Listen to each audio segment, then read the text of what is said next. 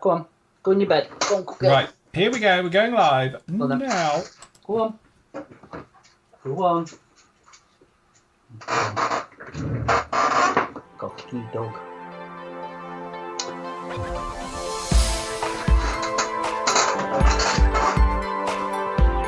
Seriously, you need a less creaky chair. I know I do, sorry. Get the WD out. Or is it your back? Good afternoon, everybody. Hello and welcome to the PM Stroke Flory Models live show. Here we are with you, 3 o'clock on the 5th of September 2023. Into another month. So soon. It is very, very soon. Now would be a good time to insert an advert. Well, I could do, but it might annoy everyone. Go away. How do I get rid of these things? Here we go. Be gone with you. Close. This is where it plays an advert now. Anyway, hopefully you're all doing very well at home and had a nice weekend. Obviously, the weather is absolutely scorchio here in the UK today. Matt's come back from scorchio. I'm used to it. Climatised now. That's it. He's fully acclimatised now. Been in his 30-degree heat for the last week. Hanging round in tavernas and, you know. I was expected to come back to, obviously, what we've had all summer. Yeah. And then seeing, it's going to be quite decent this week. Quite Because nice. obviously the kids have gone back to school as well, haven't they? So it's always going to be a nice week. But, yeah, it's not so bad. I didn't feel so bad coming back in my shorts and T-shirt. Where normally you can be wrapped up or you go in or whatever. You know what I mean? And you're freezing when you get back home, aren't you? But, Yes. No, it was all right. Very nice holiday. Very relaxing. Didn't do an awful lot, which sometimes is needed. Definitely. So, yeah, it's nice to have a bit of a break. And as you say, nice to get some nice weather and all the rest of it. Although you could have stayed here apparently this week. Yes, probably is. But it's not quite the same. That's the thing. Going away proper on holiday, being a tourist. Yeah, do the touristy stuff. Yeah, Yeah. do a lot. Very nice indeed. Anyway, trust you're all doing very well at home. You all had a good weekend and everything. So thank you very much for all the orders. I'm still playing catch up with orders and stuff like that, as you might imagine at the moment. I'm getting them out just as fast as my little printer will go, and obviously as fast as we can get them out as well. Because for some reason, Royal Mail is now refusing to do pickups, so we've had to go a little bit old school and drop them off. So, so that's not exactly brilliant, but we will get them done and we'll hopefully be bang up to date and all the orders completed and done by, I would say, tomorrow afternoon. So we'll get another more be done after the show. They'll be going out this evening. I'll drop them down at 5 o'clock. So yes, good job. But that's it. Crikey, 9 degrees C. Where are you? That's chilly. Arctic Circle. Yes, that's it, probably.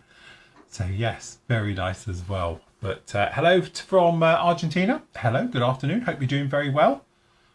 Good morning, and everyone. So everyone, where is it? Hello to everybody over in Flory chat as well. I've got it all live. We're all queued up, and we're all good. So yes. So I suppose one of the talking points is Tamiya, 148 scale F-35B. Yes, we had a bit of discussion about that this morning, didn't we? We did. All their own work, apparently. Apparently, it is theirs. It's not an Italeri one. It's their kit. So, but yeah, hopefully we will see that one this year. Well, we had a date, didn't we? Was it the 24th of the 11th? Yes.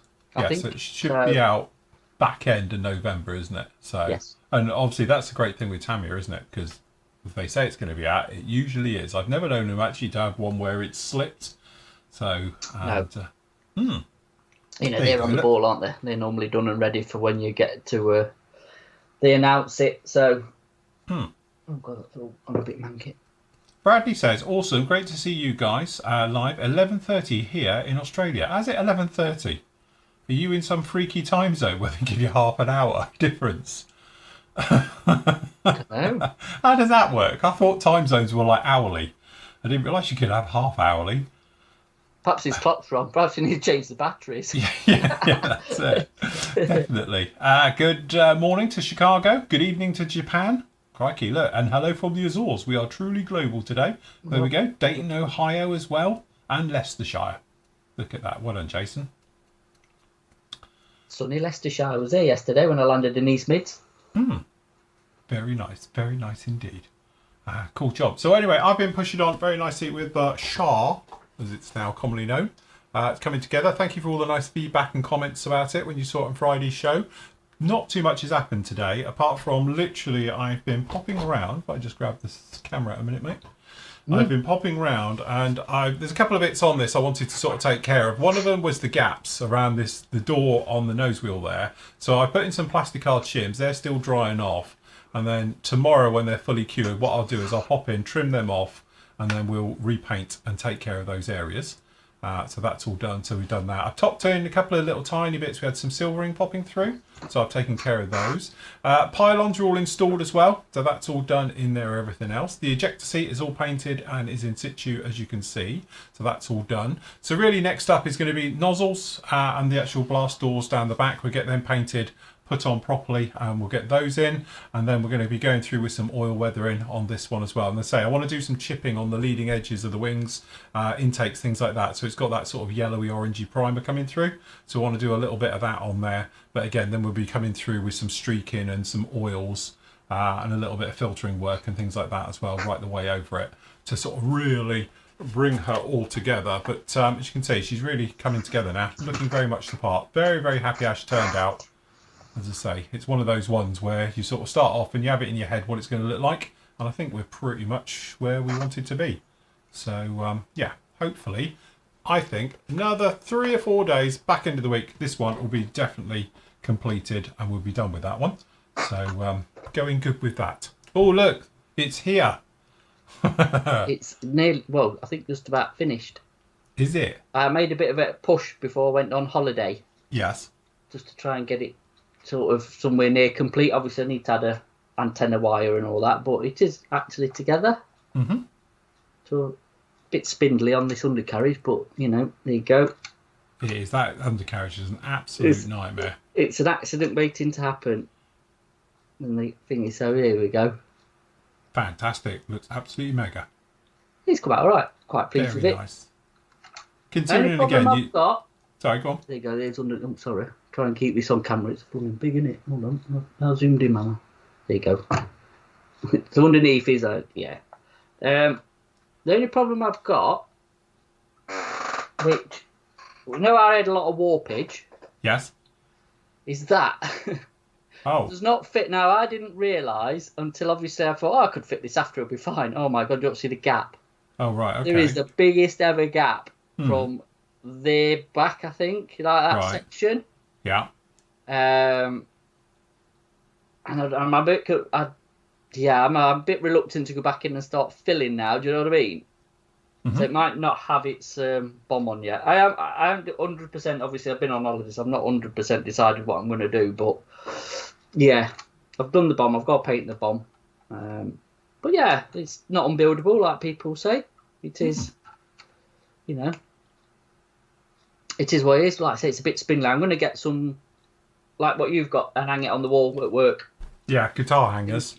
Yeah, I think it should hang up and stuff like that. I say it's so blooming big. It'd be so much safer if you are hanging. Yeah, because that, like I said, that undercarriage is an accident waiting to happen. I'll put it back on this cam. So I can show you. So yeah, it's a bit of an accident waiting to happen. Like I say, it's very, very, very wobbly. But yeah, quite enjoyed it. Like I said, quite a bit of a challenge, but nothing, you know, basic modelling skills can't overcome with it in a bit of thought. So I definitely, probably, if I'd built another one, which I've got another one, is perhaps tackle it a bit of a different way, I think, on a few bits. Because it's one of them, once you've built it as part of the instructions to a point, you can kind of think of better ways you could do it after. I always think that. Once you've built one kit, you can always think of a better way of doing it after. Yeah. You know, it's like a test piece, isn't it? So, well, yeah, it is what it is. So, and that's about it, really. I haven't done much else. Like I say, my bloke's still the same, I think, from when I was on last, because I was just chucking about with jerry cans, weren't I, last time we were on? Yes. I think that was, what was it, a Thursday night? So, now obviously he's here. And that is literally it. So, I'm quite refreshed now and ready to go again with something. Okay, I've got the Land Rover. I've just got to finish the oil work on the other side from last time we were live on a Tuesday, I think. Yeah. But I'm going to do that off camera, and then I've got to do a bit of Flory, sort of wash work on it, and then we'll call that one done, and then I can start something fresh. Cool. So, yeah, all good. Cool. Right. Okay. Just stay with you a sec. I'm just literally getting. Somebody said, "Can I see something next to it for scale?" So I'm just getting out my other Harrier. So you can see a 48 scale difference between these two. Hold on. I was leaning at full stretch with the earpiece in. Hopefully, as of next week, I won't have trouble with the earpiece. I've got something else lined up. Right, okay, so if we pop that there, I get the other one. I tell you what, it's like night and day, these two. Okay, here you go. That's the difference. So that's the 48 scale. Yeah. FA2 Harrier.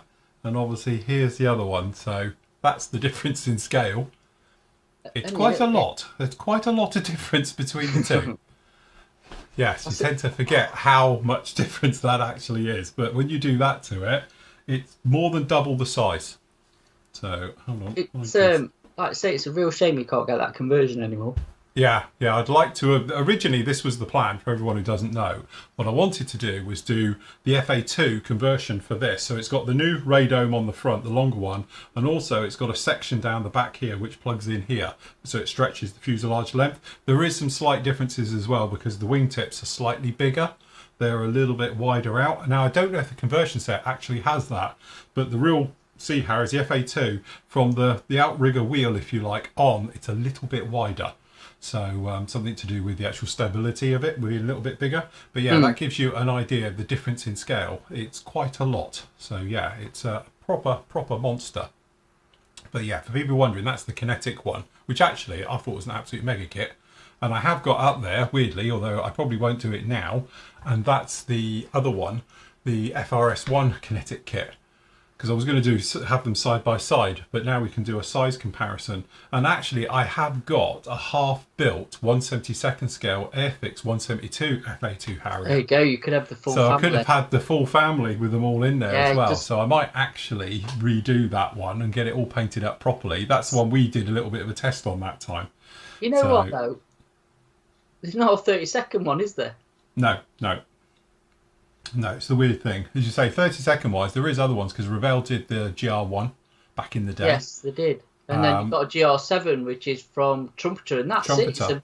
It's a very thin on the ground sort of 32nd scale kit. Then it's not, as an aeroplane on the whole, it's not that big either, is it? No, so it's quite small. 32nd, you'd somebody would have tackled it by now, really. But because this thing, I suppose, is probably this 24th scale here. On the Harrier is probably the same size as an F-16 in 1/32.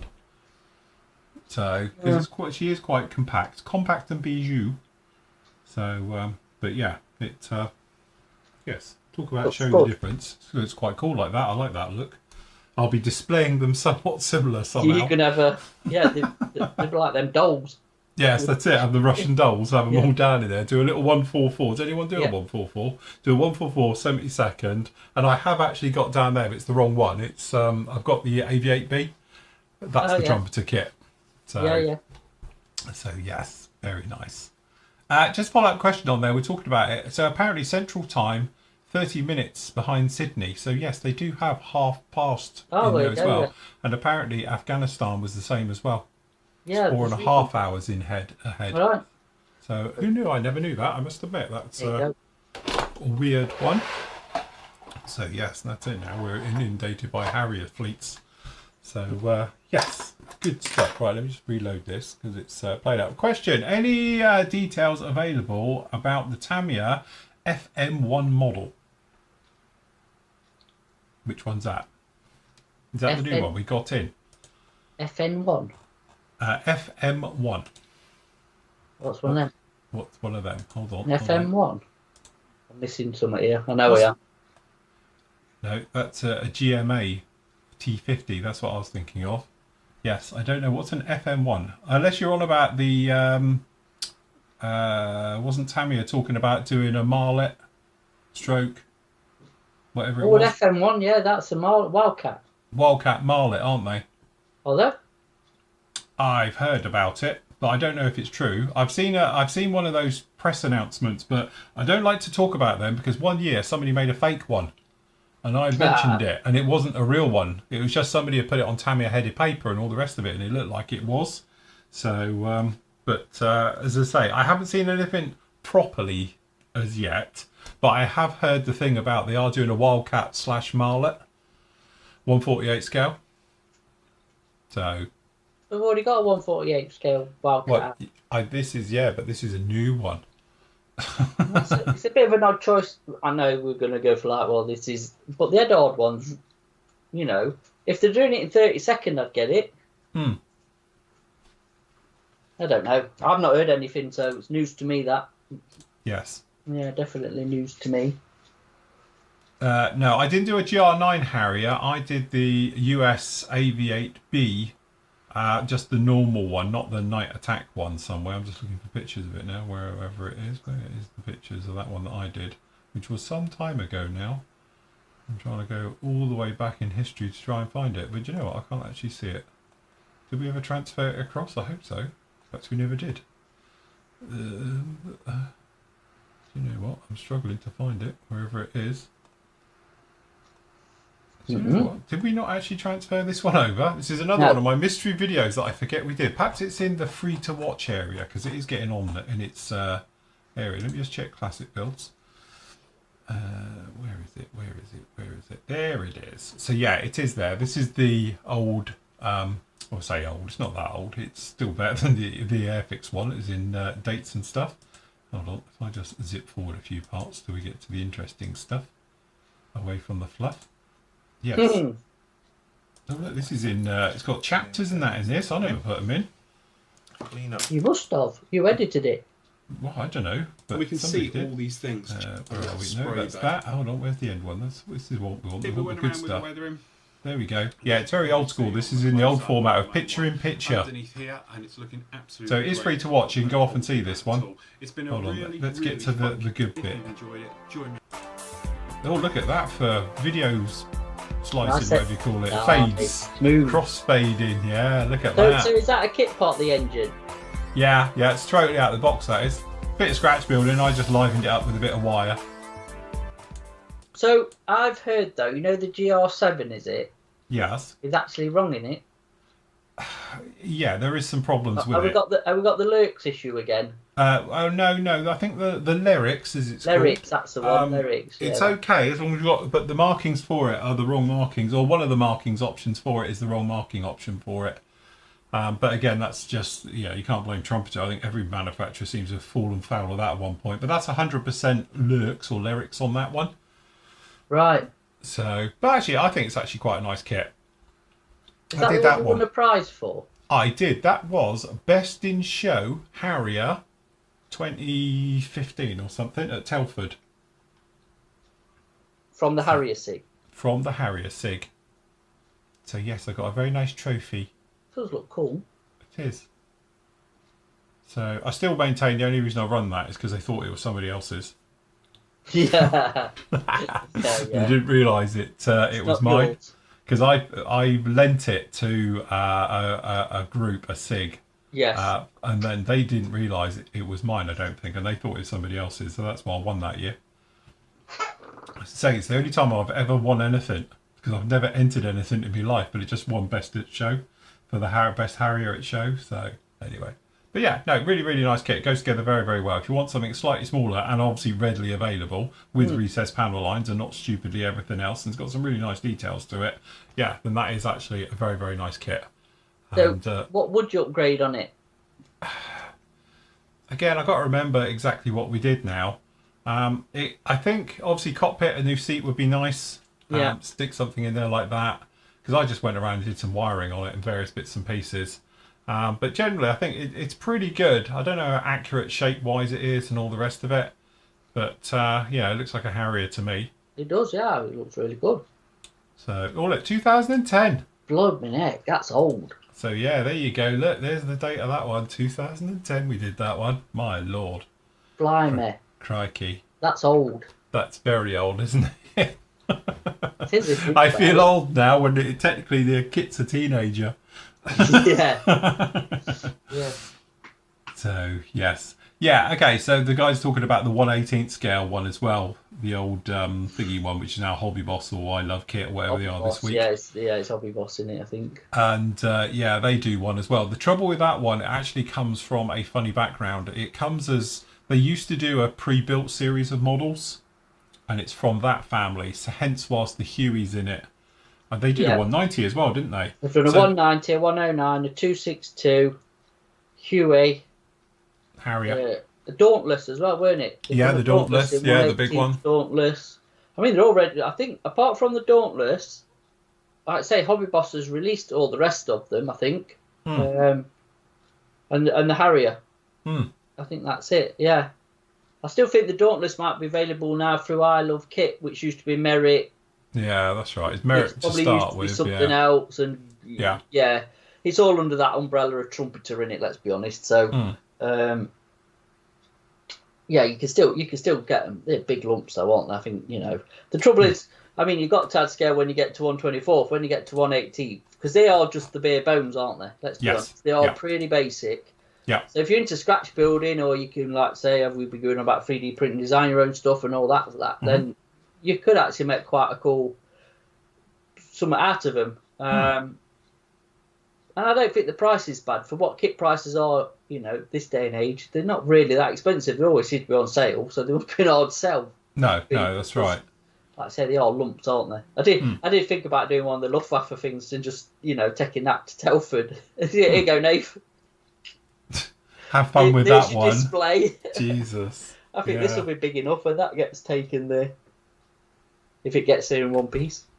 I think what it is, it's, just a case of when you're into those bigger scales, and they're classic examples, they've upscaled them, I think, because the riveting is massive.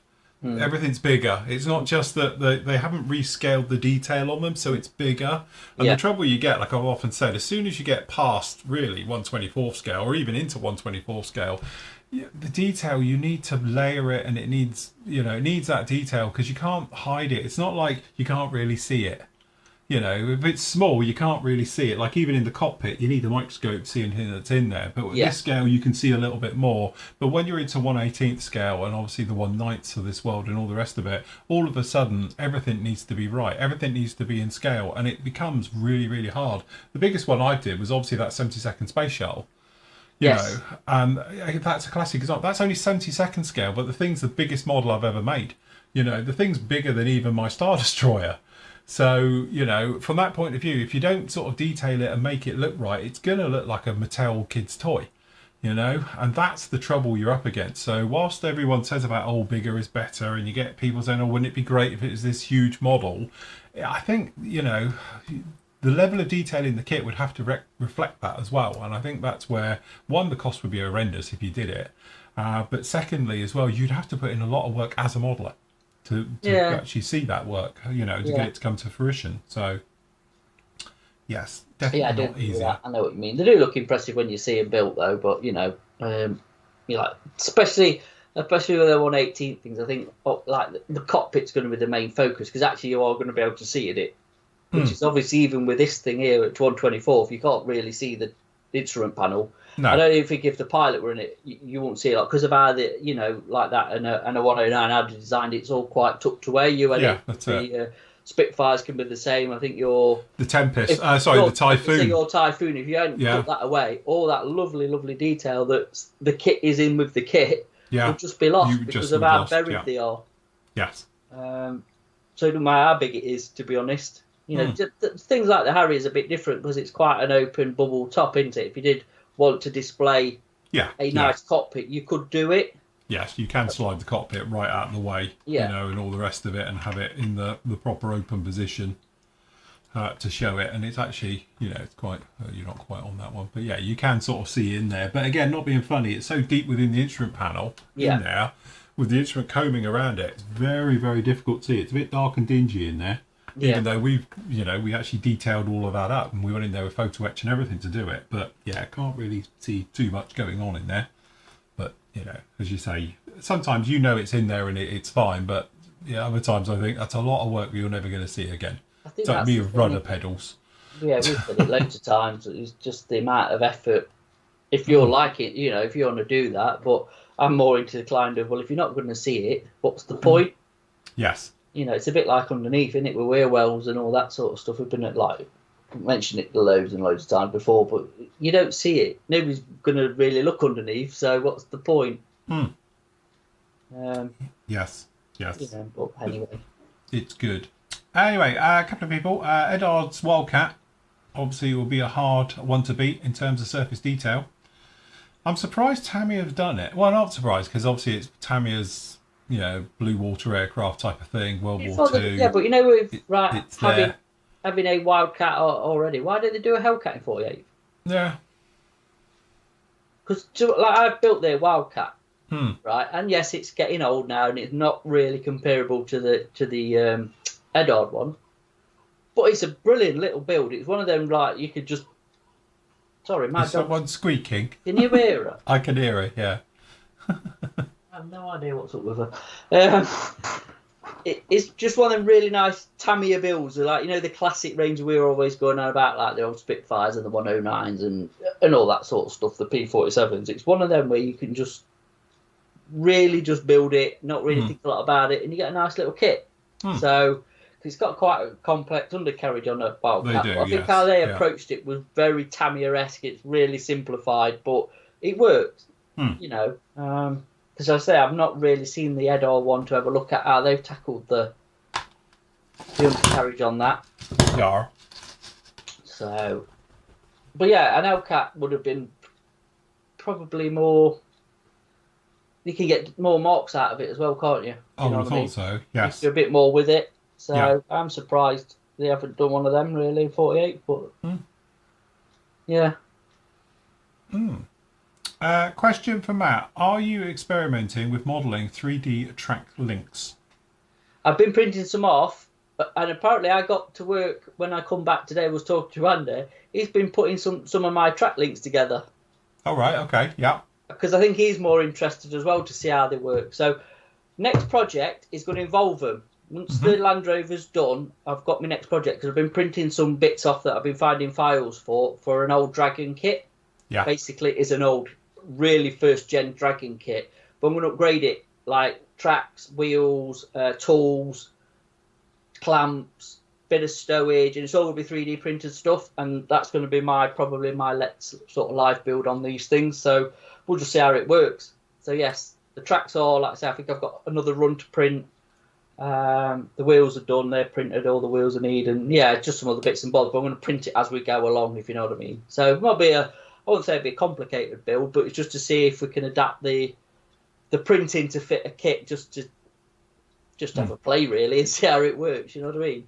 Yes, definitely.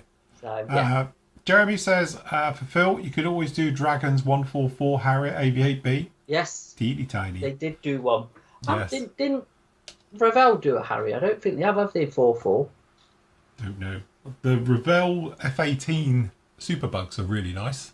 The E and the F, I built them. I did them part of Flory Fest one year. Yeah. But they're great. 144 kits. I don't really build 144, but they were absolutely beautiful detail on those. Yeah. They're good for like turkey shoots and stuff, aren't they? Hello guys, where can I buy the Flory model sponge sanding sticks? Sorry, they've been discontinued. Unfortunately, they've all gone now. So, yes. Question, have you built the Monogram 148 scale AV8B? Older kit from the 80s, I think. Do you know what? I don't think I have, Jim. What is up with you? She's growling now. Wait, come here. I don't know. It's because you deserted her for a whole week and she's thinking stuff you. Apologies, my dog's just grumbling basically. I don't know what's up with her at the minute. Don't bite me plain. Hobby Time says they also did the 1/18 scale F86 Sabre. Yes, they did. You're right, because Hobby Boss do that as well. Yeah. Yeah, you are correct. Crazy Kit Builder says, why do my planes never come out out this good? Practice. Again, I often say, and I'm actually going to have a full conversation about this because there's been some talk on our forum about it. I was going to dedicate a whole show to it, really. But yeah, no, we can cover it. But it's one of those things. I think there's a lot of people now getting really disheartened with the hobby and modelling, and it's getting that thing like Instagram about perfection. Yeah, you see stuff on Instagram and on the thing, and there's these people, knocking out models, and they're absolutely beautiful in 30 seconds. But is it? Is it perfect? Well, no, of course it's not. There's no such thing as perfection. It's bull, isn't it? Oh, it's complete bull. Yeah, absolutely. And at the end of the day, who are you building for? Yourself or for somebody else? Yeah, absolutely. Because once I got to that thing of building for me and not for the internet crowd, shall we say? Yeah. It's a lot more enjoyable, a lot more relaxed, I think, because you're not trying to impress anybody. If somebody likes what you do, brilliant, happy days, that's nice, you know what I mean? But I'm not here to massage my own ego because it's just not who I am. Yeah. I build because, you know, I enjoy the hobby and you know, just try and show somebody how I build. Yes. And if they're interested, great. If they're not, then there's other people to watch or whatever, isn't there? I was watching while I was away, because obviously we didn't have a lot to do when we were not around the pool or drinking or eating. So I was watching stuff on YouTube. And it's like, I know he's been mentioned before and whatever, but Harry Houdini's Models, which is the guy in Oz, who thing is, he had a really good little video up about the fun of the hobby and stuff. And like we've gone on about it for loads of them, haven't we? Do you know what I mean? And like, when did it become so complicated? I think his tag was, or whatever. And actually, I watched his video and stuff, and it was like, I was kind of agreeing with him because it was, you know, we've gone through parts counts, haven't we, on stuff? I know you have like reviewed that Tomcat, haven't you? Great Walls Tomcat, and there's been a lot of discussion about that. Yes. Yes. Yeah. That you filled me in on, and I've come back. And again, as we've said loads of times, sometimes I think it's parts for parts count, which can be, you know, what I think you've got to aim at your market from a manufacturer of like, do you want? It's a hobby at the end of the day, isn't it? Not a job for people. Yes. Yeah. And even if it was for a job, if it was a job for people who do commissions like you were doing, time's money. Yeah, absolutely. I wouldn't be messing around one of them. 2,000 part kit that you've got to get to, you know, because you've got a deadline. You've set yourself a deadline. Like, I've got so long to build this. You know, take your old Takum Tiger Tank. Yes. Yeah. Classic. Half of it you're not going to see. No. More than half of it. Probably 3 months of work. Never ever going to see. So you're going to put that effort in and work to do it. For what gain? Monetary wise, you're going to be losing out, really. Oh, yeah, absolutely. Because you can't really pass that on to your customers, can you? No one's going to pay your hourly rate. That's always the thing. No, unless they specifically say to you, I want this kit building and blah, you know what I mean? And then you give them a price and they agree to it. I don't know where I'm going with this conversation, but I don't know. From my point of view, like I was going to say, the trouble is sometimes I think people get slightly disheartened because they see the end result.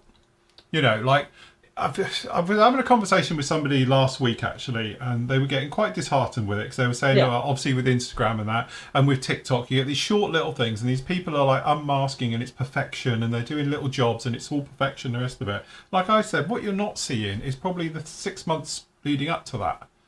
You know, of the thing they've actually got to do it. Because I'm not being funny, they're unmasking it. They know what's going to be under it, and it's not like a live video. At least when I do it, it's live. I don't know what's under it. So, you know, how many times have they unmasked it and it's a load of overspray, and they're not going to use that video. They're just going to use a new one. And the same thing if you're doing anything. You're not going to show it going horrendously wrong if you've got a 15-second TikTok video or something, because no one's going to be interested in that. You know, so it's that thing, you're showcasing your work. But I think from a modelling point of view, or how I'm perceiving it, is a lot of people get really disheartened with it. And one of the big things I do, and I've always done, is that I don't want this or my building to come along like I'm some type of elitist, because I'm not. I'm just a normal guy who happens to get paid to do this for a living, and I've always said I'm incredibly grateful, obviously, to the Flory membership who pay my wages to do this, you know, and obviously for the people who used to commission me back in the day to basically build plastic toys all day long. So there's not many jobs that are as good as that, you know. But again, you've got that thing when I'm showing my video builds, like this thing's probably going to be a 14-part video build, you know, right the way through. So it's about 7 hours footage that you will see right the way through. So that's what the videos are. It's probably going to be about 7.5 hour video build if you used to sit down and watch it in one. And what I've tried to cover in there is all the boring stuff, because it's got all the construction, which nobody really wants to sit through unless you're building the kit, you know, but as well as picking up, you know, all the little tips about how it ends up like this, rather than just doing one of these things about poking some stick round it, doing the last bit of weathering to it, and there it is, it's all fantastic. That's not how I work. I want to show it from opening the box to the finished article. And if we end up with a load of problems with it, like the bloody Revell Hornet, for instance. All the better in a way, isn't it? It's better. People get more involved with it when it goes horrendously wrong and when we've got problems, because they want to know how you fix those problems and how you're going to deal with it. You know, and the great thing is, like with that one, other people have done that Revell Hornet, and you can see how other people have tackled it and how they've changed it to make it fit and work and all the rest of it. You know, so they don't just do literally like for me doing it. They'll sort of inspiration and then they'll put their own tweak on it. And that's always how I've tried to do this hobby. I suppose it's keeping it humble, but I want people to see it on my crap hole of a workbench. You know, the reason I have this angle, I could have it over there with a nice backdrop. But the reason I do this is because I want you guys to see everything that's going on, and it's literally warts and all, and not be that last minute, you know, Instagram look to everything, or, you know, TikTok videos and everything else, because that's not what I do. I do put the hours in and the work in, and not just do a tittle, you know, video at the end. And no disrespect to the Plasmos of this world and everything else, you know, that are doing them a night shift and people, because they're showing you, they're showing you the hours and hours in before you see it, breaking it down to a half an hour video, or absolutely their video. But don't be fooled. No, that's it. That's still 40, 50 hours that has gone in off camera. Or, you know, they've just edited out to bring it to be a 30-minute video, you know, or to maybe a 1 hour video in some cases and that. But, you know, I always, and I still maintain that a model kit start to finish, if you were sat at the bench non-stop, and none of us are because we all get distracted, life gets in the way, but normally you're looking at between 40 and 80 hours on a kit, you know? And that's sort of an average span of a one sort of, you know, 48th, 1/32 scale kit with lots of detail and all the bits into it. That's roughly what you're looking at doing. But again, it's that slog that goes into doing it, and some people don't show it, you know, and I get it as well. Let's face it. We always call it the YouTube generation, and that's why videos are only 10 minutes long and TikTok videos are only so many seconds long and all the rest of it, because people don't have the attention span to want to sit down and go through it all. But a lot of the cases is that it's that thing about you need to practice. It's a bit like often people talk about when I rescribed and re-riveted this, I could never do it. It's because I do it all the time, and riveting, airbrushing, you know, even down to filling and stuff like that. The more you do it, the more you get your own little ways of making it work, and before you know it, you actually get quite good at it. You know, to the point where you can just wing it and do it freehand and stuff, where traditionally you might be, you know, using masks or guides and stuff like that. But again, that's years and years and years that have gone into it. But, you know, don't be fooled. I didn't just chuck this together last week and I'm some expert at making models and stuff like that, and they all look fantastic, because they fight you, they become a pain in the arse. You know, you might have to take a break from it and walk away from it and come back into it because it's something's gone horrendously wrong. You know, I made a lot of work for myself on the Harrier by redoing the engine area and down here at the spine. Didn't have to. I could have just gone with it and just left it. But again, it's one of those things I was like, do you know what? I want to do it, but also I can show how to do it as well. So it makes for a good video, in other words, you know. So that's the other thing as well, wanting to show it and go right the way through, as I say. And if you go back from the day one when I set up Flory models back in 1998, you know, literally I turned around and I said, I'm going to be showing you how to build a model kit from opening the box to the final reveal. And I've always done that, you know. So hear that? Is that your phone going? It'll go in a minute. So yeah, it is, unless it's Andy, of course, saying, by the way, you've got no sound. No. All right. But yeah, you know, again, it's one of those things with it, is that don't be disheartened. It's a hobby at the end of the day. 99.9% of people who build model kits aren't getting paid for it. They're doing it for the love of the hobby. And like I've often said, it's not the destination, it's the journey. You know, it is. It's, you know, it's massive learning. I mean, if you looked at some of my models from 10 years ago, you know, to now, and I think that's the thing. You've got to take each one as it comes, and you're going to make mistakes, and you're going to mess it up, and you're not going to be happy with it. But then that's when the things not get disheartened, and then do another one, and you know, learn from your mistakes. I suppose the argument is going to be, well, it's getting expensive now. Kits are expensive, but I don't want to cock them up. Yeah. But then you can get cheaper kits. You can get him and just practice on them, or like thing is, have a buster and just practice, or just try techniques, because that's the only reason I've learned. It's just been watching people and going, oh, I'll give that a go, and I like that. I don't like that. or whatever, and just pick up, I've often said, isn't it, and I say it a lot on the shows as well, is that don't be, if you've got a technique and a way you do something that you've done it for years, don't be sort of put off by staying with it, because there's lots of fangled products out there, and fillers and glues and paints and stuff, and they've all got their own little quirks, and I know people jump from one to the other trying to find that magic, the silver bullet that fixes everything. Yeah, that suddenly it's like, spectacular. It's going to improve my modelling. Chances are it never will, because, again, it's just that thing of keeping at it. Airbrushing, when I've taught airbrushing for donkey's years now, for the last 20 years doing this, you see people's frustrations absolutely coming through. And I think, like, when I've taught it here and when we've done it other places and stuff like that, and I've done seminars and talks and stuff, sometimes you see that light bulb connection, and that sometimes it's not that they've suddenly learned how to do something, it's that they've just understood why it's not working. That's what it is. It's understanding, and it's understanding it, why it's doing it. Yeah, absolutely. Yeah. Understanding paint ratio thinners, understanding fillers. It is that knowledge of understanding that makes life easier down the line, isn't it? Yeah, absolutely. So that's where we say about practicing and trying it. Like oil paints. We've been the thing with the oil paints, haven't we? Yeah. Again, they're very versatile, very easy to use. But again, you need to know the properties of an oil paint to get to that stage. Yes. Do you know what I mean? Yeah. Same with your wash.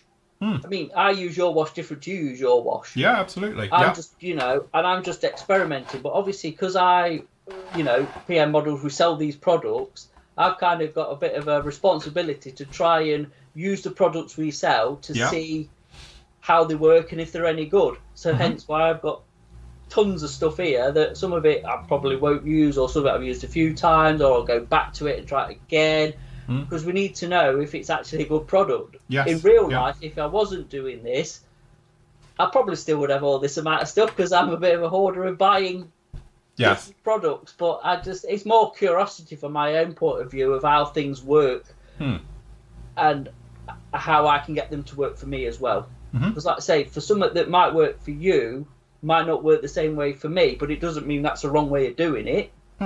It just means it's a different way of doing it. As long as you get to the result you're happy with at the end, it makes no difference whatsoever, does it? No. But first, the only thing I can say on that respect is if you're going to do this hobby or any other hobby, I think, is do it for your own enjoyment, not for anybody else. You know, I don't do this to impress Phil or Andy or anybody you watching. I do it because I get enjoyment out of it. And that's the one reason I do it. So, yeah, I think it's easy to fall into that trap of, people going to like it, or, I don't know, really. I presume it's a self-confidence thing, because everybody likes to, be appreciated. Oh, yeah, of course you do. I like to say, that's really nice. You've done a great job of that. But, again, you've got to start from the basics up to get to perhaps the level you want to be. I don't think I'll ever be a level I want to be at all, to be honest. It's just not my nature to be satisfied and to plateau. I want to learn and get better and better. But I did think at one point a few years ago, to be honest, is like, have I reached my zenith? Is this it? Yes. But then, like I say, you get inspiration from different things and different sort of genres, I suppose, and that like I do, and then you just, you just keep going, don't you? And each model's a new canvas. It's a blank canvas, so you can try, whether you do armour, aircraft, figures, ships, robots, whatever you do, cars, whatever. It's always, I've said it, and I think, you're always better off at looking at other, even if you're not interested in, is just to dip into other genres, because they might do something a little bit different from the plane building. Say if you're looking at sort of cars or ships or something, and pick something up that go, oh, that's a right little nugget of information. I'll try that. Yes. And see if it works. You never know. It might do. It might be brilliant for you, or it might not. But then everything, like you've always said as well, is pretty much reversible. The only thing that's not reversible is when you knacker your clear parts. Clear parts are non-reversible. Everything else is. Is it? Because I've got no way of getting out of that, and I presume you've not got no way of getting out of them when you knacker them up. everything else you can get around easy, can't you? I think at the end of the day, it's one of those things as well. It's about your confidence. Because I remember when I first started doing commission work, which obviously was in the late 90s, you have that thing about, so someone's going to pay me to build a model. What if it's shit? Or they're not happy with it. Or they're not happy with it. What if they turn around and say, that's crap? Because you've got that thing. And honestly, I can look back now and I look at some of my other work and I cringe at it. And I sold those models. And I've had this conversation with somebody else, actually, who does a totally different job. And I was saying about the similar thing. I said, don't you look back and think, like, shit, that was awful. Well, I actually charged people money for that. And he said, yeah, but that's the same with anything, isn't it? Because you were good at that time and people commissioned you at that point to deliver that type of model. They weren't looking at your stuff now and thinking, I was ripped off 20 years later. Look at, see what he produces now and he sold me this. And it was like, but okay, I sort of take it. But, I've got a friend of mine who's an artist and she's really, really clever and it's just one of those truly gifted individuals. But she will turn around and say, anybody can draw, you just need to learn the basics and go through. And I'm like, I can't even write neat that people can read my writing, let alone draw a picture. And she says, but then you do this and your canvas is a bit of plastic. And it's like, but I don't get it. But she says there's no difference because your canvas is a piece of plastic, grey plastic, and you can produce that. Yeah. So that's art. Yeah. Yeah. And I said, but you've got a piece of bloody white paper or whatever she's doing on her medium, and she does it and just, goes for it, and it's like an amazing picture. And she says, but there's no difference. It's just different styles you're doing. You're putting all this weathering and stuff onto a three-dimensional object. She says, I'm just putting it on a flat piece, two-dimensional. I say like modelling more sculpture, innit? Yeah. We're obviously traditional art, like it's on a canvas or whatever it is. But yeah, it's a fair point. I think the difference is you've already got a kit. You've not had to do that from scratch, if that makes sense. No. So you join it together and then you do your weathering on top. Where obviously if you've got a blank bit of canvas, that's what you've got to work with, isn't it? So you've got to have a bit. But I suppose in some ways, when you look at it like this, Harrier's a classic example because we took off all the surface detail. So we took away all the panel lines and all the riveting, and we've had to put all those back to give that detail now. But again, you don't think of it as being this giant project. I took it like, right, we're going to do this panel line, right? And we put one line in here, we're going to put a line in here, we're going to wiggle around, we're going to put all the access panels back into it. But you break it down into sub little bits, and then we go in with a riveting. It's not like we're treating it as I'm doing the whole thing at once here.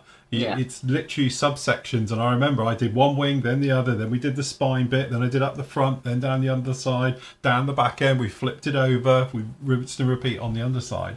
But again, it's making it bite-size almost, that's why, to be honest, my video section in there, which is free to watch, anyone go off and see the tutorials, the reason I did that was that I suppose I was picking up of everything I've learned over the last, 30 years of doing this, and I wanted it to put it into more of an easier way to digest, because I've done thousands of videos. I can't remember. I think we're over something ridiculous, like 3,500 videos we've done now, and it's one of those things that a lot of them in there are obviously repeating themselves, but I probably haven't put them over as well. So when I redid it last time, and we did that Spitfire, I wanted to show that you could take a budget kit and turn out with something really nice, and just show it step by step how I would tackle that kit.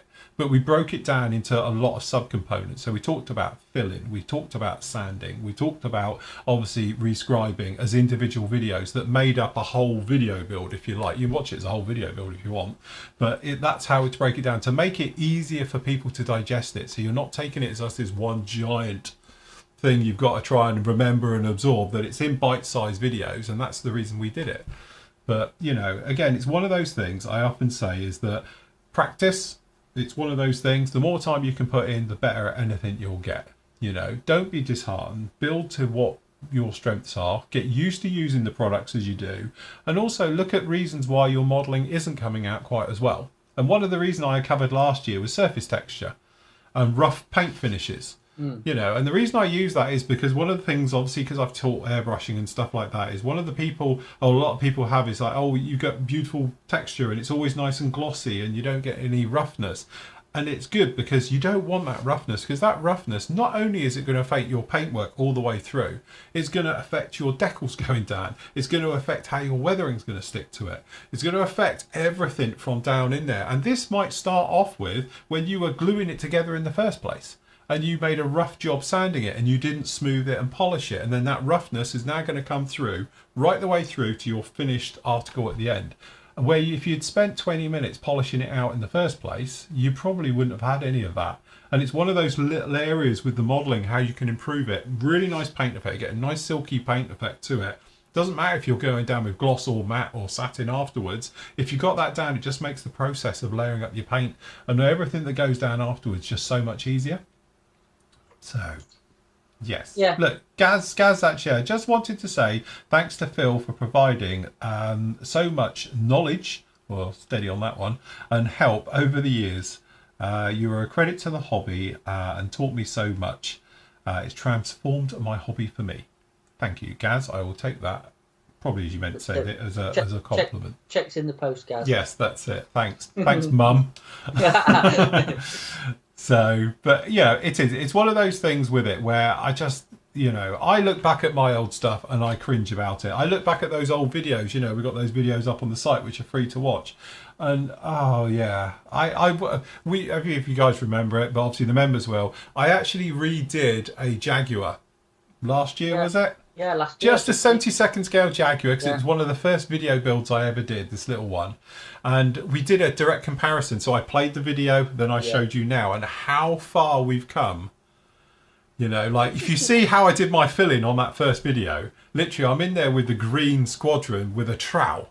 Yeah, we're just going to lower it. Because in those days, I didn't dry fit anything. If it didn't fit, it means it needed filler. Nowadays, I will spend a good amount of time making it fit so I don't need filler. So I don't have to then re-scribe and re-rivet incredibly badly right the way over it to bring it back, And again, it's quite interesting when we did that as a side-by-side comparison, how I built it 20 years ago to how I build it now. The tools that are different, my techniques that are different, the products that are different, right the way through. We did the same kit, just different ways of doing it. And yeah, it made for an interesting but don't you video. Think, like, from a race of human beings, yes. If we didn't evolve, we'd still be stone tools. Absolutely. We wouldn't have gone from the Stone Age to the Iron Age to the Bronze Age and all the other stuff like that, would we? Or whatever the chronological order was. We wouldn't have progressed as anything. And it's the same with modelling, isn't it? Because, like I say, you look back at your old videos, and I've got photos of some of my old models, and I thought at the time, they were, I was really happy with them. But now they're just sort of, oh my God. But it's been a process. It's a learning process all the time. And that's the way I think of it. You're just evolving. You're just learning. And it's good for your mind, isn't it? At the end of the day, it's good for this. Yes, it's good absolutely. for the old grey matter. You've got to think. You've got to, you're not getting stale and stagnant. You keep moving forward, even if it's a tiny, tiny little millimetre at a time. You're going somewhere. Absolutely, and that's what you're trying to do. You just, like I often used to say when I was, first getting into this, is that, you're picking up, you're learning stuff all the time. And modelling is a very, very steep learning curve. And the problem you've got now is that there's so many different techniques to get the same effect. Whereas before there may have been 2 or 3 different ways to do certain things. Nowadays, because of the internet and people showing it and demonstrating it and, doing things about it, now there's probably 30, 40 things you can do. You go to something as simple as decaling. You'll get me, who I'm quite, agricultural with mine, and just slap them down on a cutting mat and put them on, and then, but obviously setting solutions and different ways of getting them to conform and different surfaces people recommend for going over them. Yet back in the day, your usual option was to future it and chuck a freaking decal over it. And then another coat of future on it. That's how it was 20 years ago. Nowadays, it's like a mystical art. But again, what works for you, So I saw somebody the other day and he was decaling, and I swear it took him an hour and a half to put down a decal. But at the end of the day, if it works and he gets it down perfect and there's no silvering and it's basically invisible then fair play, that's nothing wrong with doing it that way, and that's the thing, isn't it? What works for you. It's whatever suits your style of modelling and pace of modelling, isn't it? Because some of you know, I'm not the most patient person anyway, so I like to just try and rattle through them. Where other people can take, like John. John's a prime example. John, in it, he can take months. Yes. He's happy plodding away. Yeah. He works at his pace, like no problem at all. Just you know, as long as he gets to where he wants to be at the end of it, then who are we to judge? You know, we can all take the mick out of him, can't we, for how long it is? But that's not really, you know, it's nothing really to do with us in that respect. Is it? It is. Sorry, the guys are just talking about, am I triggering Peter about this Harrier that's actually a great kit and didn't give me any problems, but apparently they're unbuildable? Just saying. But that's a classic example. Is Peter in there? Is Mr. Oxley in there? Peter is in the chat. Yes. Mr. Peter Oxley, you need to get in touch with Gary at Tiger Hobbies. He wants to talk to you. He spoke to me today. So if you could get in touch with him by email or whatever, it's on their site. He would like to have a chat with you, Peter. So there you go. Nothing bad. Don't worry, it's nothing bad. Or is it? We won't know. We're just passing on the message. Well, you know, don't shoot the messenger. So, but no, yeah, at the end of the day, I think, as to say, the hobby, sometimes it can be really depressing. I'll be honest with you. Even I've done it. And, you know, things have got to me at times with this. But it's my job, and I don't have an option. Because if I didn't do this, I don't know what I'd do. Because let's face it, I don't think my qualifications I have from previous work probably work in this politically correct world we live in nowadays. So I would literally be on the heap of being over 50 years old and unemployable. So, but yeah, so I am truly, truly blessed to do what I do, you know. And again, I have to thank the Flory family. You know I was talking to somebody the other day and they said, yeah, but you sell your washes and all your bits and pieces. Like I said before, when I started this off, you know, the videos came before the washes. Yeah, the Flory models was before the wash. The reason the wash came out is because the Flory models never really wanted to buy it. So we did the washes, then we did the sanders, and we've done some other bits and pieces along the way, and obviously with PM models as well. You know, it's that thing. It's sort of evolved and gone through. But trust me, without the membership, I wouldn't be here. So. No, but you've obviously got something that people like watching you.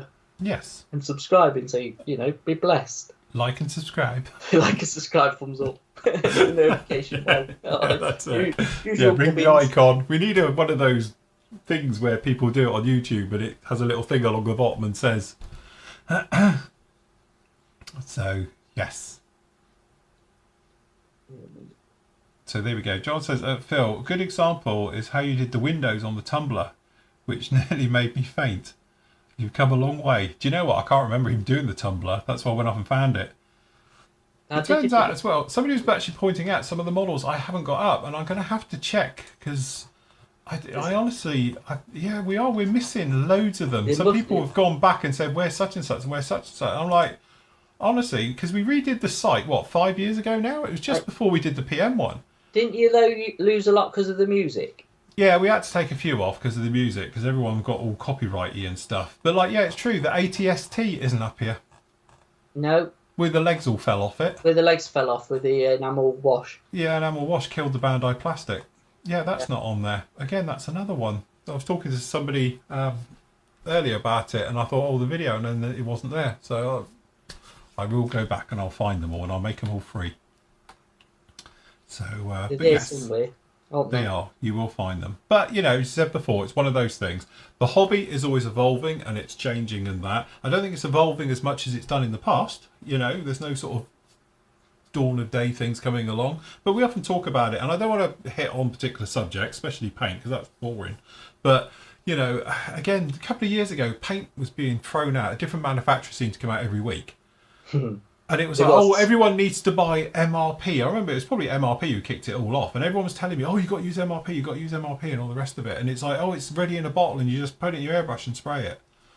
And at the time you're like, that sounds brilliant. No longer do I have to mix paint. But really, how long does it take to mix paint?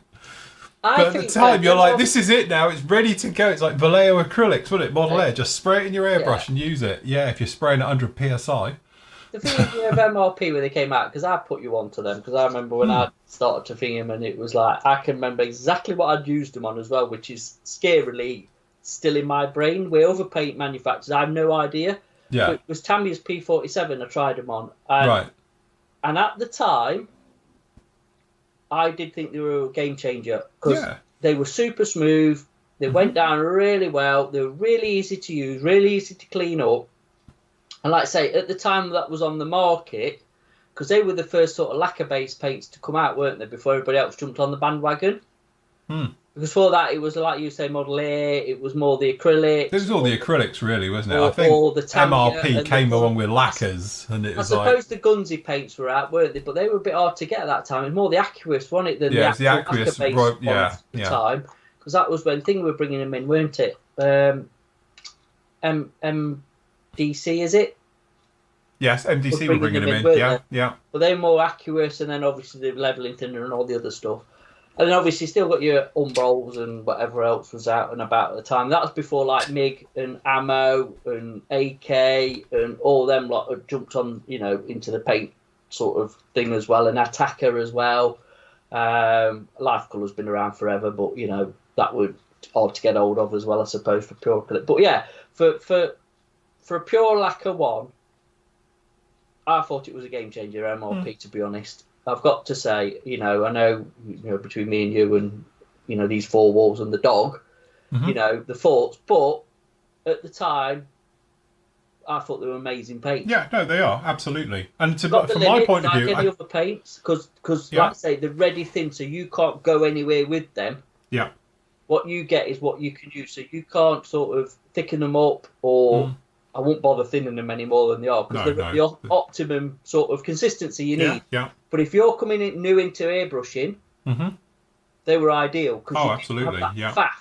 But the thing that's taken away from you, taking away a levelling of understanding the paint. Yes. Yeah. Of what you can do with it from thinner wise, pressures, blah de blah, all that stuff we've been through loads of time. It's took that away from you, so you're not learning anything because you are literally just putting your airbrush and spraying it. Yeah.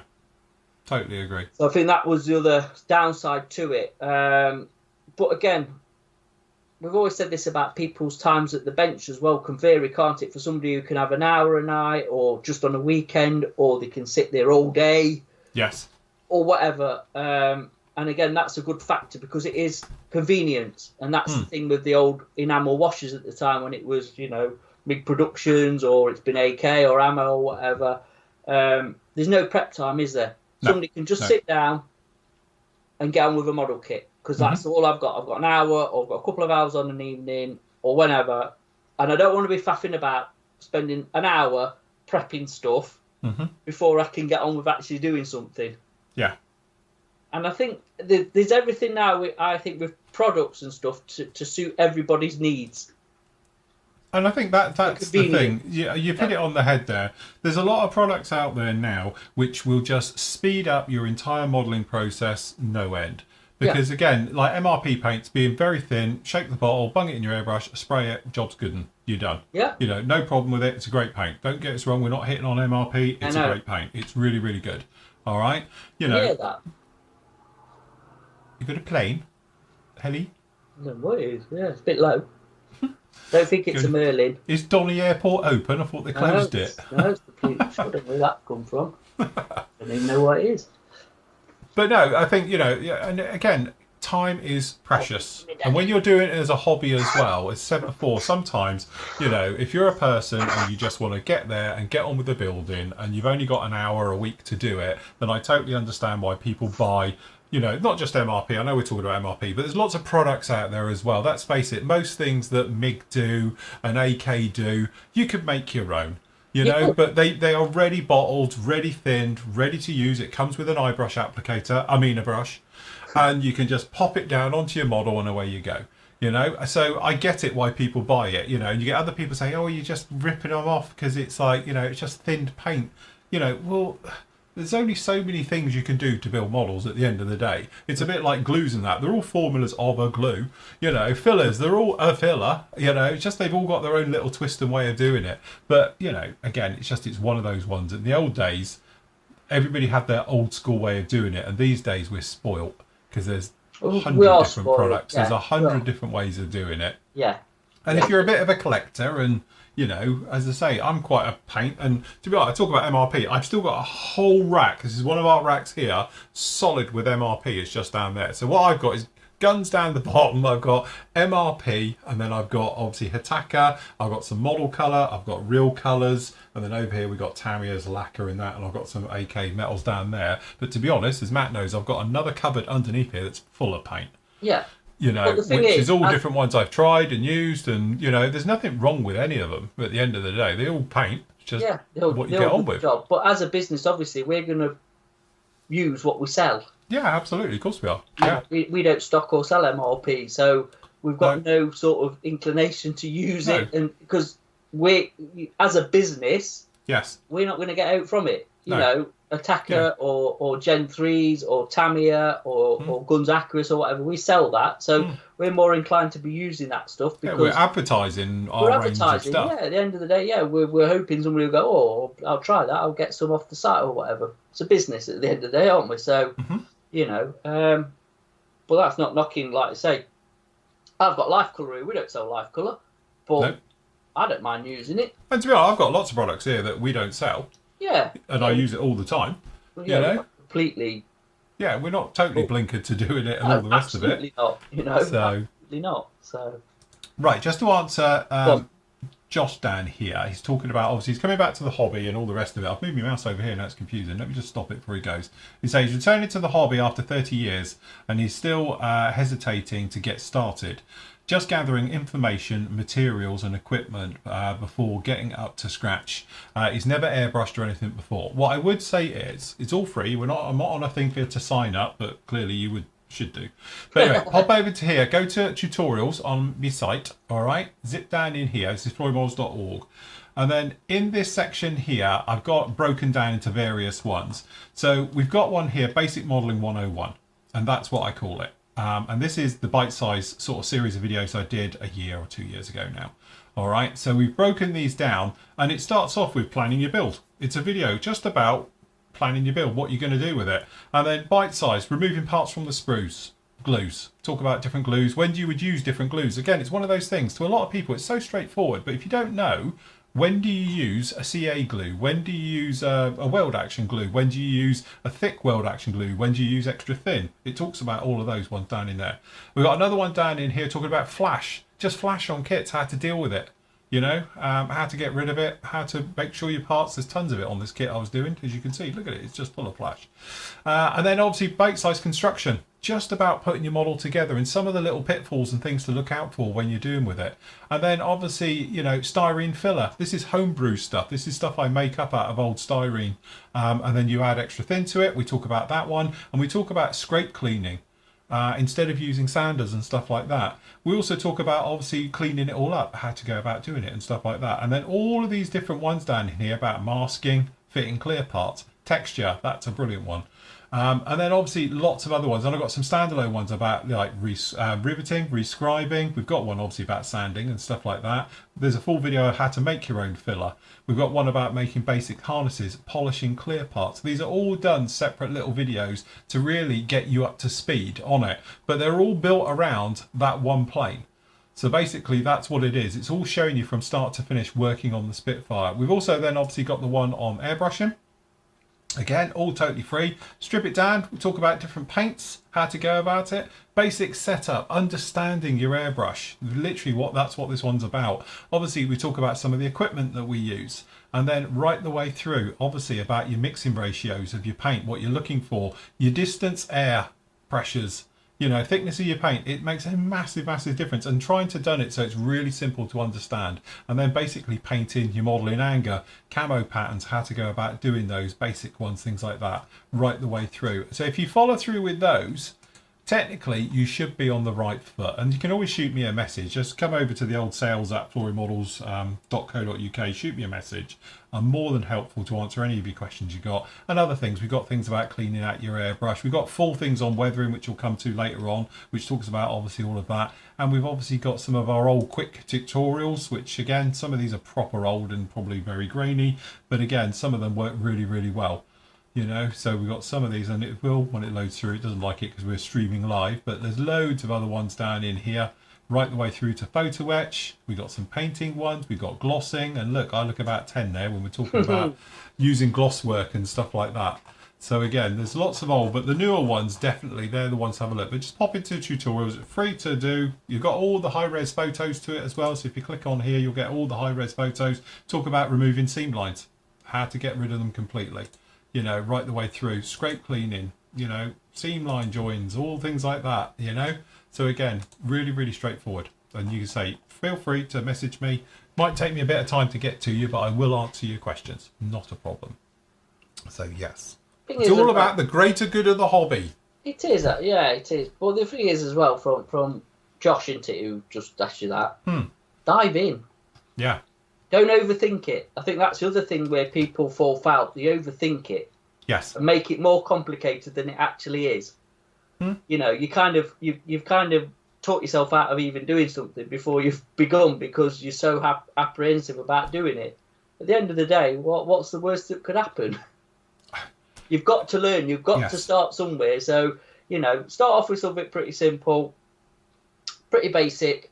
Like I say, get the basic knowledge together, watch the videos, like and subscribe, whatever, all that. And you'll soon be on your way. Yeah. You know. Yeah. What I try and do is basically give everybody who, you know, watches those videos, and obviously all the other ones we do, is to dispel the myth.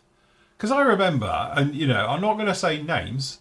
Well, I won't actually, because I'll probably get in trouble. But I used to be in quite a clique, a niche group of modelers, shall we say, who used to do commission works. And we all knew each other. And we're all trying to get business and trying to, you know, pay the bills and everything else back in the day. But this is before YouTube. You know, we're talking in the late 90s, early 2000s. Don't forget, YouTube didn't even start 2007. You know, so, you know, we didn't even go onto YouTube. I think the first video we did on YouTube was something like 2014, 2015, because we had our own server before that. It said before, cost a fortune. But the thing is that when I used to talk to these other guys, they used to say about the amount of questions they get bombarded from people saying, oh, how did you do this? How did you do that? And I honestly can say, hand on my heart, I think I'm the only one who was honestly telling people what they should do and how they'd go about it. Where the others were so worried about having people coming along and stealing their job, you know, that they would deliberately put them slightly on the wrong path, shall we say. Competition. Yeah, they don't want the competition. So if somebody says, oh, how did you do this? They deliberately would not say.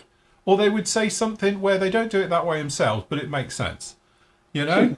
Because they didn't want people to know, you know? And it was like, why would you say that? And in some cases, to be honest, there was one particular gentleman who was from the States, who will remain, you know, sort of anonymous, but he probably knows I'm talking about him, used to come up with some stuff which I think would ruin the person's model.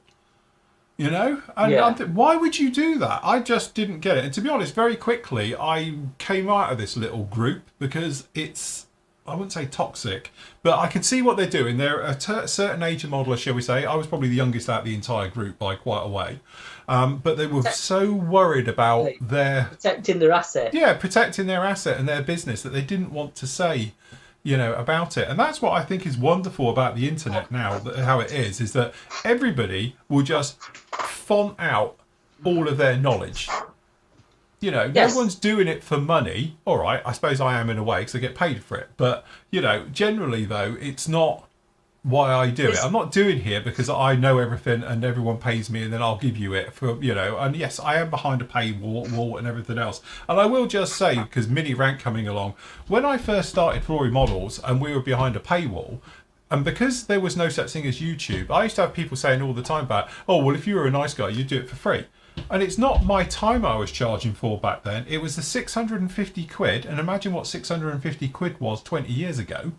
You know, a month we were paying for a server. So, you know, it's one of those things. I had people paying for a server for me to do the videos, put them on the server. I certainly wasn't making a massive living out of it because that's why I was doing the washes at the time. I was still doing commissions at the time and everything else to sort of make it work and pay. Well, and, you know, over time, yes, it's gone mad. And I think, you know, with the, like, we're obviously live to YouTube and whatever else. I see it as two things in the YouTube sort of world, in the modelling thing. And I think as well, actually, with other videos as well. Yeah. You've got the educational ones and you've got the entertainment ones. So think of Top Gear as an entertainment programme. Absolutely. So you get your like internet, you know, your YouTube modelers, it's entertainment. It's something to watch while you're eating your dinner or... whatever. Do you know what I mean? Like you would, yeah. Yes. And then obviously you've got the other guys who are on there who are actually teaching you something. Hmm. So from you as a, if you're going down that sort of watching YouTube videos, you've got to pick the ones who are, you know, if you want to be entertained, something to listen to, because people listen to us, don't they? And while they're modelling, some rambling goings on in the background as like some sort of podcast, I suppose, if you want to call it. Or there's them who are obviously coming back into it. They want to learn, you know, they want to pick up techniques, they want to know about products, and you know, I think there's something for everybody, isn't there? Let's be honest. Absolutely. You know, wherever you are, you can find something now on YouTube. Now, let's be honest. Before the internet were invented, you had magazines. Yeah, that was it. Yeah. There were no TV programs dedicated to model making, was there? Let's be honest, not a jot of it. No. So, you know, you were either in a club learning off somebody else, if the teacher, which I've never been in. I've never been in a club, so I wouldn't know. Or you're buying the magazines, the magazines that were out at the time, and you're reading the magazines. Well, reading a magazine is fine, but they don't teach you anything. It's like reading a book. Yeah. Until, like I've always said, you know, somebody showing you how to use something is far more better than somebody trying to explain it through text. Yeah, absolutely. Because there's so many ways for you to sort of read that text and see it a different way than somebody showing you on a video and going, well, this is, you know, the basics of using like your little tutorial videos, the basic things of how to get a better end product. Yeah. Like I say, there's 100 probably ways of doing it, but you'll figure that out yourself once you know the basics of that, learning it. You know what I mean? But I've always said it's like any other job. It's like any other trade in the world. You've got to start from the bottom to work to the top, haven't you? Yeah. You start like we said before, absolutely nothing. You know what I mean? When I went into painting cars back God knows when, and I knew absolutely I was completely green and raw, it's so overwhelming because it's like, am I ever going to take all this knowledge in? Again, it took however long, and still learning when I packed it in. Like I say, because everything evolves. Like I say, the products evolve. Yeah, of course it does. Yeah, it's all moves. And that's always moving forward. The basics are there, you know, picking a spray gun up and doing that and pulling the trigger ain't ever going to change. However the airbrushes evolve or whatever, the spray guns or whatever else you're using, however car filler evolves or whatever, you know, it's got to be the same for electricians, plumbers, brickies, whatever trade you do anyway. It's going to be the same principles. It's just obviously things move on with time, don't they? Yes. Same with this, isn't it? Same with the hobby. I think, you know, at the end of the day, it's one of those things. If you're coming into the hobby, it is a very steep and very daunting learning curve. But again, if you break it down, as I said before, so, you know, you get like sort of how I've done those videos as well. So you sort of think about your construction, how you're going to go about it, obviously the products you're going to use for doing that, you know, and then you're just going to master that over time and get it down packed. And luckily though, because kits, you know, it's not like building a really awful kit. Like I said before, this Harrier is 50 years old, this kit. And it goes together as good as any other kit that's released today. There's no fit issues as such with this kit. There's problems with the kit, but it's not what people on the internet call unbuildable, you know, which I do this because every kit is buildable. It just depends if you want to put the work in. But, you know, like with this one, I spoke about it before. The only two issues, fit issues this kit has got is obviously this wing section going in the top because there's a little bit of a height difference down the back here, which, to be honest, you could just put a panel line in and just forget about it and say, well, it hasn't got a problem. And again, if you're having this top hatch for the engine open and you're displaying it in the open position, then you wouldn't worry about it anyway. So if you are showing off the engine, and the engine's not bad detail in there, it's probably just as good as the trumpeter one I did in 30 seconds, you don't have to worry about it. The rest of it, there is no real fit issues with it. So again, it's one of those things, it's just how much you want to finesse that kit and polish it into being something exceptionally nice. And that is something that will come with time. Yeah. You know, and you strive to make it better and better. And the one that Matt's working on down in there, yes, it's got its fit problems, it's got its issues obviously around the front end, but it's together now and it looks absolutely fantastic. It works. You know? And I know that worried you, that engine fitting in the front with the cowling and everything down on there, because obviously everyone says about, oh, it's the wrong size and shape and widths. And it is. I think the problem is it sits too far forward. Yeah. And to be honest with you, I've had to thin the fan down. You know, the fan here. Yeah. I've really had to thin it because it does sit too far forward, if I'm honest. But again, you know, it's a little bit proud, but I can live with it. Yeah, it's not perfect, but it looks all right to me. Absolutely. But again, I think, like I said too, if I was building it again, I would tackle it different. But I think you need to learn the basics of the kit to learn its faults. For me, anyway, personally, before if I did another one, like I say, I would just go about it a slightly different way and vary away from the instructions a little bit. Which like you could do it with Hornets, because you built absolutely. that many of them. Yeah. Luna, enough. Sorry, dogs can hear voice.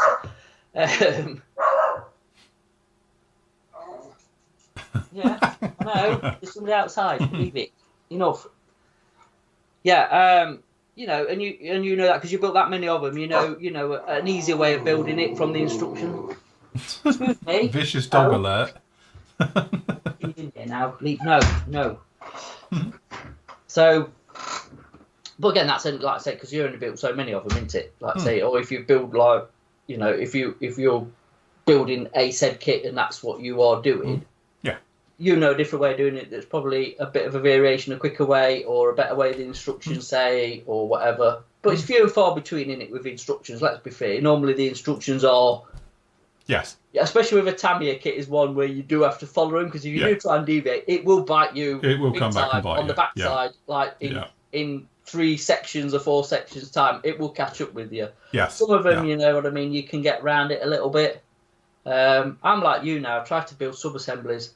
Especially building aircraft like this thing, it's like concentrate on the cockpit, then I'll do the engine, paint and detail the engine, and then I'll do something else and just try and break it down. Especially, I think, if you're doing the bigger kits as well. Yes, definitely. Yeah. It makes it less than daunting because you're just tackling, like I say, it's just sections of it. Yeah. And then all of a sudden it'll just grow in front of you. If you think, thinking too far of yourself, I think then that's when it can become a bit of a shelf queen. I think also the big thing is that, like we were saying, if you're daunted by starting modelling and stuff like that, then just start small and just work along with it.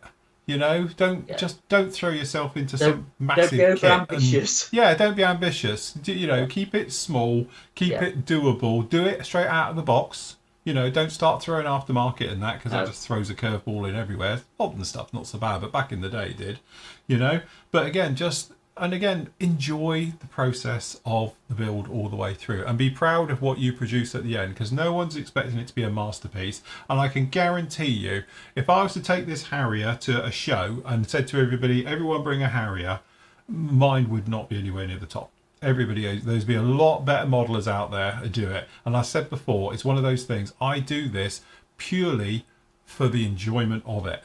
I do it because I enjoy what I'm doing. Yes, okay, I need to do it because it's my job as well. But you know what I mean? I do it because I love what I do. But I do it to a point where I'm happy. Because, of course, I could spend a year and hyper detail this to an inch of its life and come out with probably the best looking Harrier that's ever been produced. But that would bore the arse off me. I'm not going to spend a year just going through the intricacies of doing everything, because I like to do it if I can, usually one a month. And that's my build pace, because otherwise I get bored. And if you get bored with it, you lose the enthusiasm. You lose the enthusiasm before you know it, your mojo's gone out the window and you can't be asked to make any models whatsoever, and you end up just sitting down watching YouTube. I think that's the problem, isn't it? It's the mojo. I think it's subject matter as well. It's like we've always said, it's nice to vary out your comfort zone. Yes. Well, especially if you're suffering a bit of a mojo loss, is just... build something you like, a subject you like, isn't it? Something you're interested in, because it'll probably keep you engaged longer than just building something that you kind of like, but you're not fully engaged with. Committed to. I'd say one other big thing as well, just to point out, just so that I remember it, is that also don't worry about your subject matter, because this is another thing I think where people get on, because I get it. And I totally, luckily, I'm probably more of a sponge to absorbing people's information, but sometimes you can take it the wrong way. I know very little about the Harrier, especially the FRS-1. FA-2, I know a little bit, and the GR7s and that I know quite a bit on as well. And there's certain things I know lots of, and everything else is just general stuff. Like Hornets. My other passion is flight simming. I fly DCS and I fly the F-18 Hornet. That's what I do. I know the ins and outs of that thing intimately. So from a point of view of internally how it works, I know. Externally, because I've built so many of the bloody things over the years, you know, it's like 280 of those. It's ridiculous. I know the kit. I know it inside out. I know everything about it. So when I get people saying to me about, oh, blah, blah, blah, I'm like, okay, whatever, you know.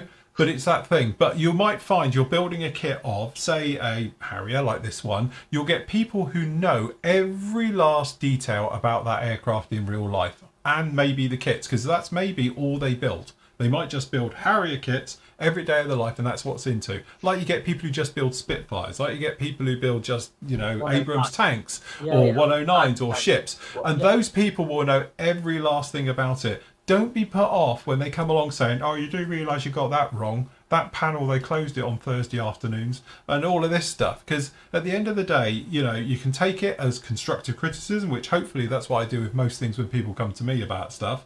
You know, is say, yeah, but I'm not going to bother doing it because at the end of the day, I'm building it to the standard and certification I've got with it. And I don't... Yeah, and time. Well, yeah, time constraint is a lot with me, is time constraint. Yeah. But again, that's the other thing as well. But sometimes you will get people and they are highly, highly knowledgeable and they know everything about a particular model and they will pick apart your work all the way through. But at the end of the day, like I often say, it's a piece of plastic. You know, it's not the real thing. Yes, of course it's not the real thing. I'm fully aware it's not like that in real life because mine doesn't even have rudder pedals. So he's going to be a bit stuffed if he's going to try and fly this. We're not talking, was it, small soldiers where they're going to hop in and start flying it round, you know? So I'm not that worried about it at the end of the day. But you will always find people who will pick apart and criticise every last bit of your model because they know it inside out. And I often say to people when they say about, oh, you've got fantastic knowledge. No, I've got a general knowledge of stuff, but it's very shallow. I don't know it deep. You get them as well to make themselves feel better. Well, probably, yeah, as well. You know. Yes, of course you do. The world's full of those. Yeah, there is though, isn't it? It's that, yeah. You know, try and massage your own ego by putting somebody else down. Yeah, probably. Yeah, and just yeah. But at the end of the day, as I say, it's a piece of plastic. You know, unfortunately, I know people get really, really excited about this subject, but at the end of the day, it is just a piece of plastic that we're modelling a kit. It's a fantastic hobby. It's one of those hobbies where you've got a real sense of pride when you come out of it. And I often say it, and I know it's my favourite tagline, the bit where you say to your partner, what do you think? And they go, that's lovely, and walk off. And it's taken you 3 months, 6 months, a year, 10 years to make it. And you get, that's nice. That's nice, dear. Yes, that's nice. It looks lovely. And they don't even give it a second look. That's where we come in as a community. Yeah, you know, not just the Flory membership and all the rest of it, because to be honest, you know, I'm not going to big out and I never make a big thing about joining the site. Because you want to join it, you join it. If you don't, you don't. I'm not that worried. But at the end of the day, one of the nicest thing about our forum is that we don't allow any negative criticism. And I haven't had to tell anybody about that now for the last 10 years. Probably more. Because we just have positive feedback. You can give constructive criticism and you can help people out.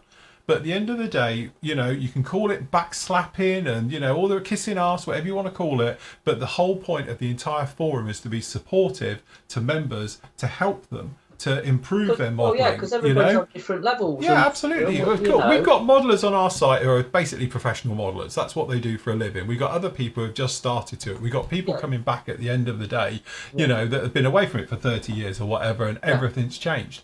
And again, it's one of those things. It's the really, really nice thing. Not only have we got a truly worldwide community, because I've got one of our members, I think, is maybe have come back or he's still in the South Pole. So we've got one on every continent. So, but you know, and literally everybody around. So we're not just, you know, based in the US or the Europe or whatever. It truly, truly is global, you know, and that's the nice thing because again, you get different feedback, you get different time, you get different information, you get different, you know, comments and things, and that's really, really what's nice about it.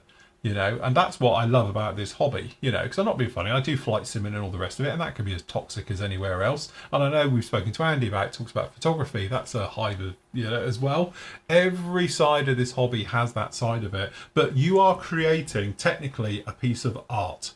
I remember this thing, I know I'm harping back to my other videos, but the definition of art is something that has no practical purpose. So yeah, this is it. Yeah, myself included. Yeah. So yes, pieces of art. Well, I'm a piece of art. I'm gonna have that on a T-shirt. We could put that on a mug. But I am a piece of art. I'm a piece of art because I've got no practical usage at all. Over Picasso. Yeah, that's it. But, you know, at the end of the day, as I say, just don't be put off by it. You do what you do what you enjoy, and that's the thing about it, isn't it? I think it's just one of those things, you know? It's a great hobby. Don't be put down by the naysayers, because at the end of the day, they're just idiots. And the world's full of them, unfortunately. Yeah. I've spoken to most of them.